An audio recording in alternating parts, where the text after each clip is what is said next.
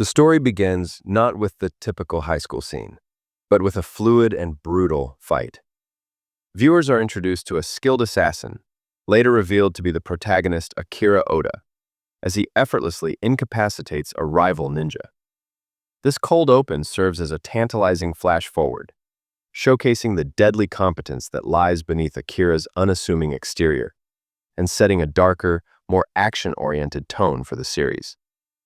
The scene then transitions to a mundane high school classroom in Japan, capturing the essence of ordinary life moments before it's shattered. Akira is depicted as a quintessential background character, his presence so faint that he often goes unnoticed by his peers. He is quiet and observant, a loner by nature, which has honed his ability to fade into the scenery. The classroom buzzes with the typical energy of teenagers, filled with idle chatter and social cliques, none of whom pay much attention to Akira. This established normalcy provides a stark contrast to the chaos that is about to unfold. Without warning, a brilliant magical circle illuminates the floor of the classroom, and the entire class is engulfed in light. The students' initial confusion quickly turns to panic as they are violently pulled from their world.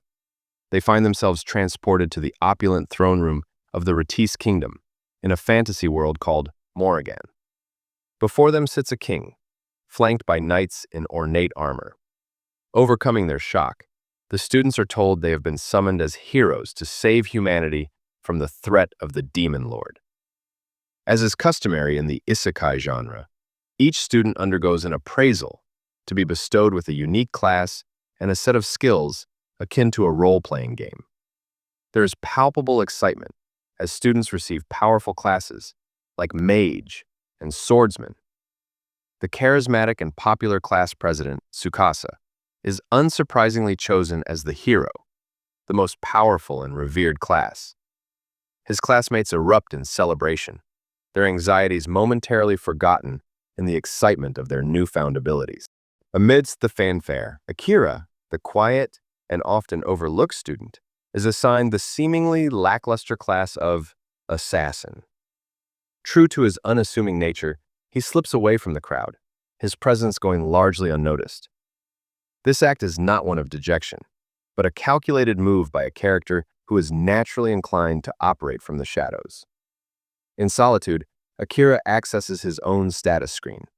He discovers that his abilities are not just competent, but overwhelmingly powerful, far surpassing even those of Tsukasa, the designated hero. A key skill he possesses is a max-level concealment ability, which allowed him to go unassessed by the kingdom's appraisal. This immense disparity immediately plants seeds of suspicion in Akira's mind regarding the king's true intentions. Armed with the knowledge of his own strength and the suspicious circumstances of their summoning, Akira resolves to play the part of a weak and insignificant assassin. He begins to observe the royal court more closely, sensing a sinister undercurrent beneath the king's benevolent facade and the knight's eager smiles. His instincts tell him that they are pawns in a much larger, more dangerous game. Akira's exceptional concealment skill, however, does not go completely unnoticed. Saran, the discerning knight commander, sees through his facade and approaches him in secret. Impressed by Akira's potential, Saran reveals his own distrust of the corrupt king and offers to train Akira in the true arts of assassination, hinting at a brewing plot to overthrow the monarchy. Akira accepts, recognizing the opportunity to hone his skills and gain a powerful ally. The students are soon sent on their first training mission to a nearby dungeon. As they prepare to enter, a mysterious woman observes them from a distance. She speaks cryptically to Akira, advising him to seek her out once he has uncovered the truth behind the summoning ritual. Inside the dungeon, the hero's party is given a special tool by the king, which is purported to repel monsters. However, the device has the opposite effect, acting as a lure that draws a formidable minotaur directly to their location. As the powerful beast bears down on them, Tsukasa, the hero, finds himself paralyzed and his arms broken, not just by fear, but by a mysterious curse that has taken root in his mind. With the rest of the class in a state of panic and their supposed leader incapacitated, Akira is forced to step out of the shadows.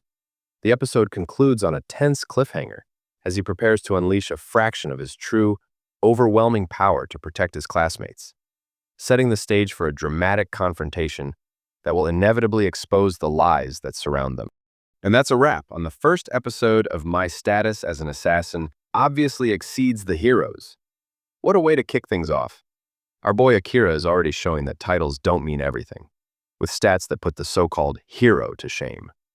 But being overpowered comes with its own set of problems. What do you guys think is the king's real motive? And what about the Knight Commander, Saran? Is he a trustworthy ally or just another player in this dangerous new world? Let me know your theories down in the comments below. If you enjoyed this recap, make sure to drop a like, subscribe for more, and ring that notification bell. Thanks for watching, and I'll see you in the next one.